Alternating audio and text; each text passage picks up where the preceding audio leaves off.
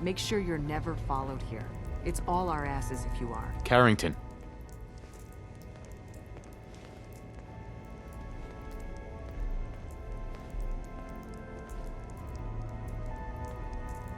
Heavy's bloody traipsing around at all hours. I take it the H-222 situation has been resolved? Of course, but there's yet more to be done. Since the fall of the switchboard, we've ascertained the fate of all but 2 safe houses. I want you to check on Augusta. The safe houses are in trouble too? I thought only the switchboard was attacked. The Institute didn't content itself with just destroying our headquarters. No. They launched simultaneous strikes on all we hold dear. Herkimer and Allen's safe houses are both confirmed kills. Many fear Augusta will be added to that list. How bad did the Institute hurt us, Doc? Frankly, we're lucky there's a railroad left at all. I don't remember a time our numbers have been so few. But the mission carries on. Tell me about Augusta. Details await at the dead drop. Have a care. Odds are very good you're walking into something nasty.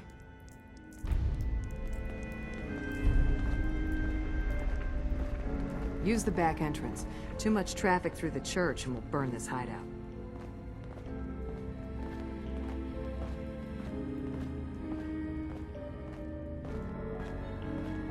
Pam wants to talk with you. She's in back. Hey, Tom.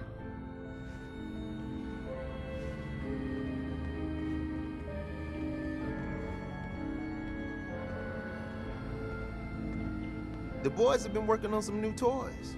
Want to take a look? Let's take a look. Take a look.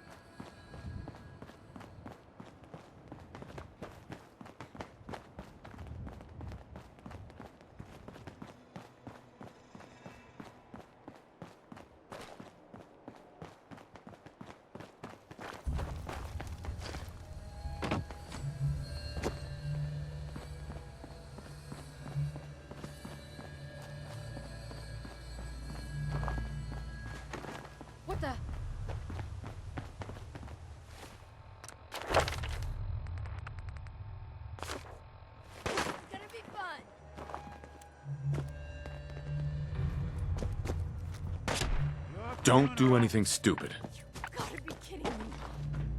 Kill!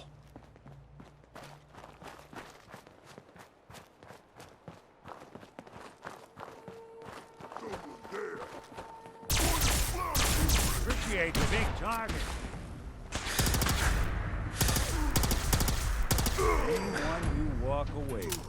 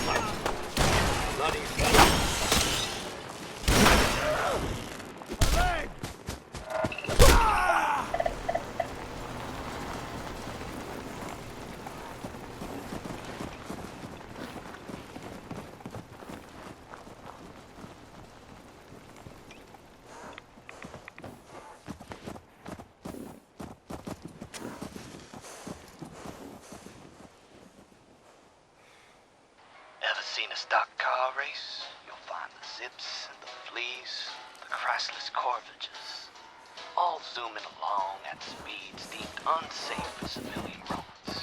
Not unsafe for you, of course, but for your engine. So how do these fast cats manage to accelerate at such speeds without breaking down? Well, here at Daytona and other leading tracks, they all run on red rocket gasoline. What odd limits? With red rocket gasoline, you'll be able to drive without them, free from all the wear and tear brought on by other leading brands. You can Treat residential areas like your own personal freeway. And knowing those pesky street signs no longer apply. What street signs? The sky's the limit.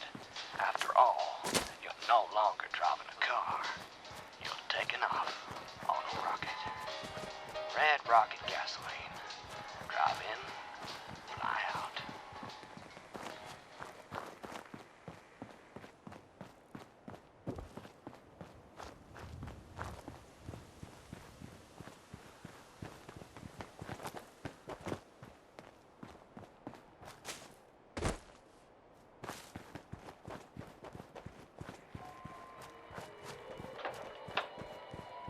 What did dispatch say? You won't believe it, but someone spotted something flying over Drumlin Diner. In this weather? Gotta be a prank. Well, we better check it out all the same. Evening, troopers. How can I help you? Just got a few questions if you don't mind. You're in Is anyone for it suspicious now. coming to the diner in the past hour? Clear. No, just the folks you see here. They all got off the bus from Topeka. Is that so? You, in the hat. Are you the bus driver? That's right. How many passengers were on the bus when you stopped here? 6. You sure about that, Chief? Oh yeah, I do a head count whenever we stop, just to make sure we don't leave anyone behind. And 6 people got off the bus. Then how come there's 7 people in this diner? 7? But that can't be. The road's been blocked off for hours. Hey now, calm down. I'm sure there's a logical explanation for it. Perhaps if you told us what all this was about, officer, it might help clear things up. If you must know, we were called here because someone saw something flying overhead. An unidentified flying object. A UFO. Which means one of you is an alien. Now you're pulling my leg. I'm afraid not, ma'am. Oh my god, you're serious. I'm sorry, but there's gotta be another reason. I doubt it. It's like the bus driver said. There were only 6 passengers, and there's 7 people here. Or should I say, 6 people and 1 Martian. That's outrageous. Is it? Or is that what the Martians want you to think? So, what are we gonna do, Sheriff? We can't just lock them all up. Well, as far as I know, there's only one way to tell if someone's human or not. We'll ask them questions. Things only a human being would know. Like football. You, in the suit. Who plays middle linebacker for the Bears? I don't know. I'm more of a tennis fan. Tear off his flesh, deputy. I think you'll find his real face under it. Wait, what? Why? No self-respecting man would ever admit to liking tennis. No, please. You're making a mistake.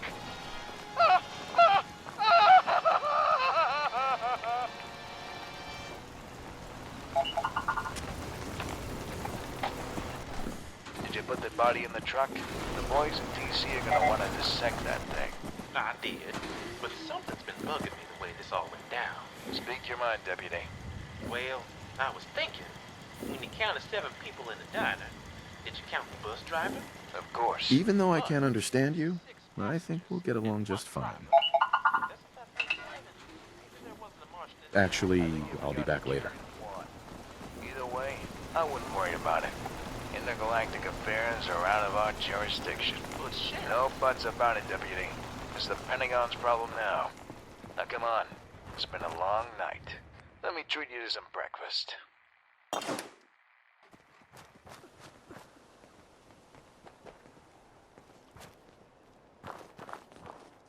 Crop's coming in pretty good.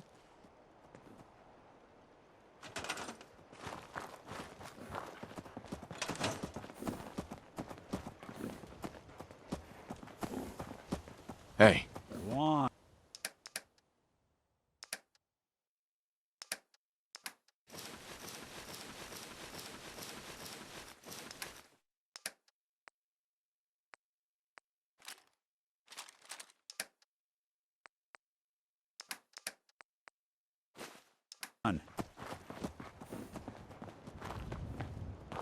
I'm going to run some diagnostics while you're tinkering.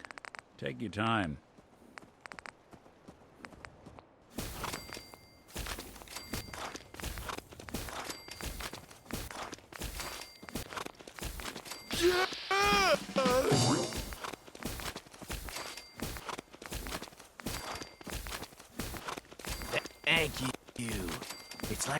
can finally think straight.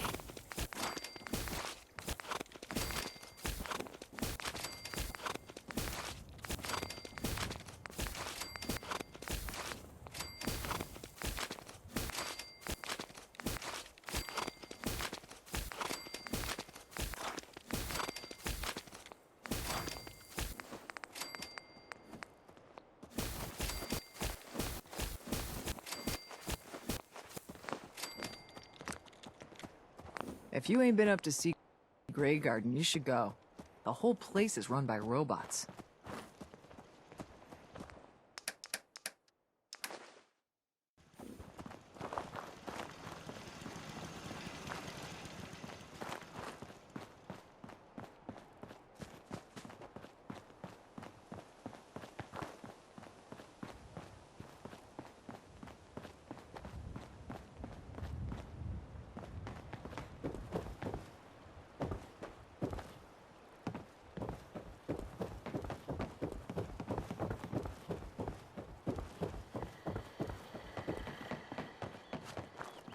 Got a dangerous look about you. Hope you ain't here for me.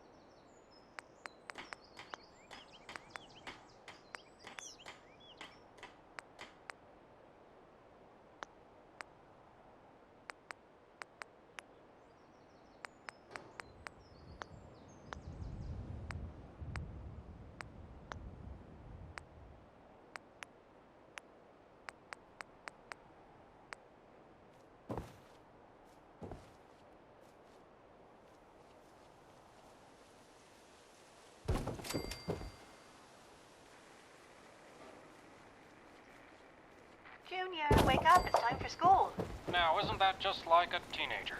You knock and knock, but you can't wake him up, so you decide to open the door when, uh-oh! He knows better than that. Stains all over those clean white sheets, and you have to wash it. Thankfully, there's Washo's magic whitener for all those tough, hard-to-clean stains. The other leading suds rely on harsh bleaches that can damage your clothing, but Washo leaves everything feeling as soft as it is clean. How, you ask? Well, if I told you that, I'd have to kill you, and use Washo to clean up the bloodstains. Because whether you're a homemaker or a hitman, with Washo there's magic in every box.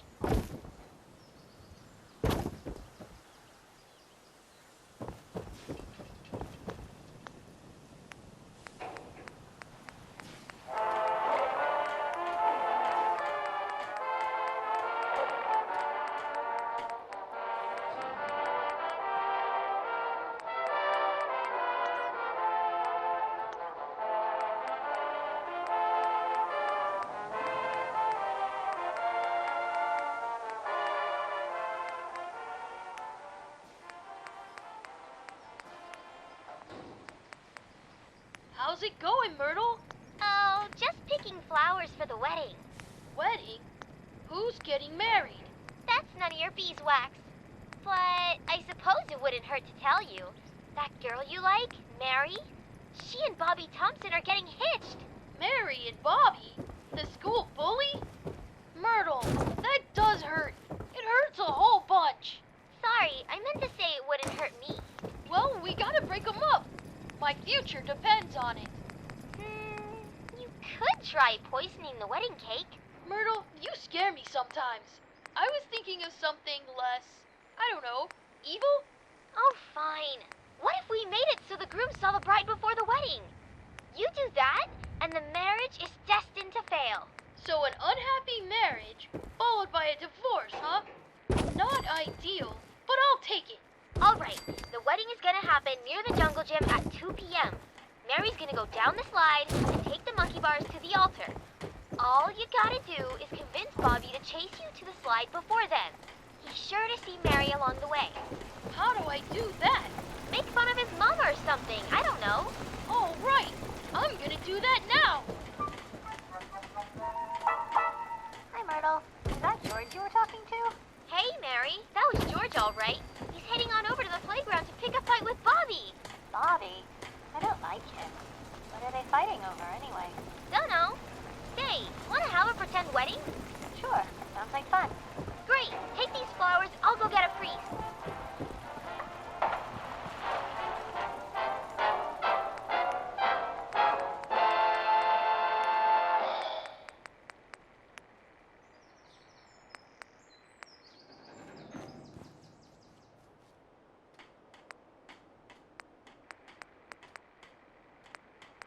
Did you know that 4 out of 5 doctors prefer smoking Big Boss cigarettes to any other brand? That's because Big Boss is made from all-natural tobacco toasted to perfection by real Apache Indians straight from the reservation.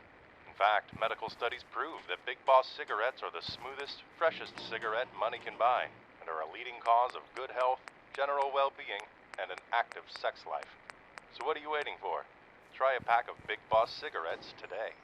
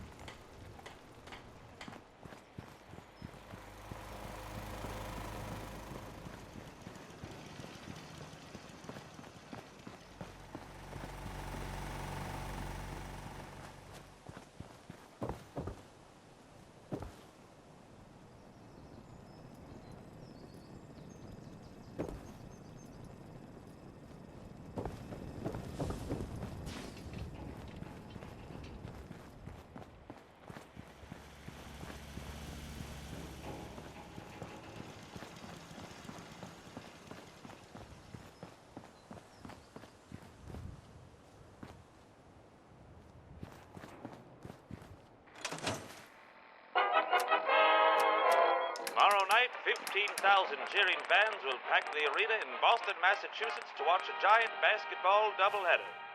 In that cheering crowd, sitting in row C, seat 11, will be a modest 77-year-old man. Those fans won't know that he's made possible the game they're watching. But you're going to meet him now. Horizon Airlines has brought him here all the way from Lawrence, Kansas. Dr. James A. Naismith, the inventor of basketball. Dr. Naismith, how did you happen to invent the game? Well, Mr. Heater, it was the winter of 1891 when I was a physical instructor at Springfield College right here in Massachusetts. We had a real New England blizzard. For days, the students couldn't go outdoors. so they began roughhousing in the halls. We tried everything to keep them quiet. We tried tying them up, we tried showing them pornography, but they got bored with that. Something had to be done. One day I had an idea. I called the boys to the gym, divided them up into teams of 9, and gave them an old soccer ball. I showed them 2 peach baskets I nailed up at both ends of the gym, and I told them the idea was to throw the ball into the opposing team's peach basket. I blew a whistle, and the first game of basketball began. And what rules did you have for your new game, Dr. Naismith? Well, I didn't have enough, and that's where I made my big mistake. The boys began dribbling between their legs and doing things I never intended to happen. One boy grabbed the ball and dunked it in the basket before doing a celebratory dance. As you can imagine, I was mortified. When I added a rule to prohibit excess displays of emotion, the game went along much more smoothly. But, much to my dismay, the histrionics kept on. Some of the boys started making passes without looking and dribbling behind their back. It was only a matter of time before the game became an outlet for this sort of exhibitionist behavior, the sort of thing we associate with deviancy and drug use. After that first match, I began to worry that basketball was too exciting a sport for young men to play. But the boys kept nagging me to let them play again. So I made up some more rules. The most important one being no dunking of the basketball or fancy dribbling of any kind. We tried the game out with those rules, focusing on the fundamentals, and nobody was shown up this time. We had a fine, clean sport. 10 years later, basketball was being played all over the country, and the whole thing was started with a couple of peach baskets and a need for peace and quiet. It just goes to show you what you can do if you have to. Indeed it does. You might want to think about dropping some of that coffee cream.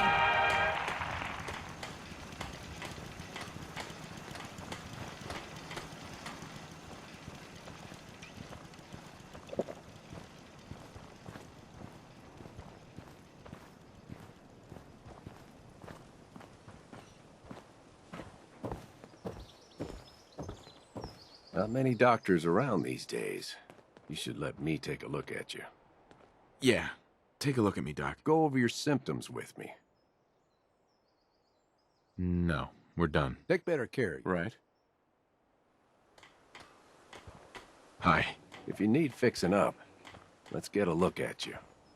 Actually, I need some supplies for the road. I suppose I could spare some stim packs.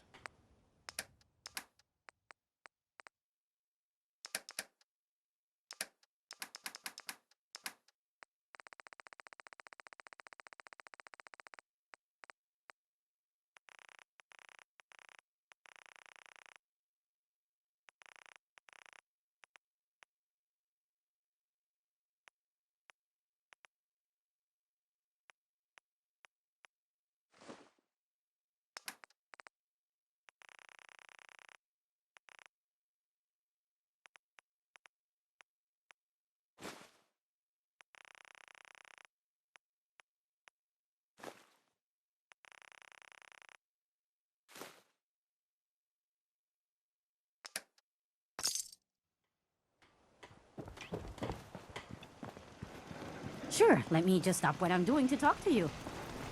I'm being sarcastic.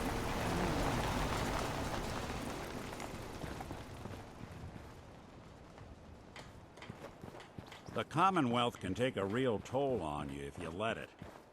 Seen this place make monsters out of men.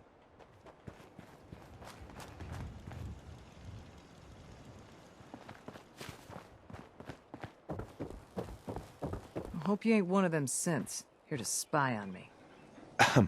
You want to do some trading? Sure. Let's take a look. Great.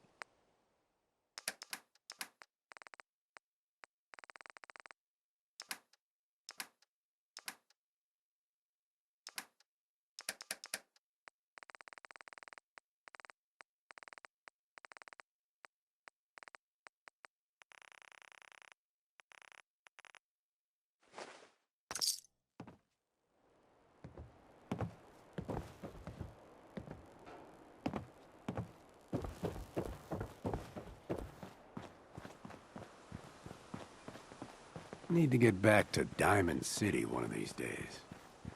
biggest town I ever saw.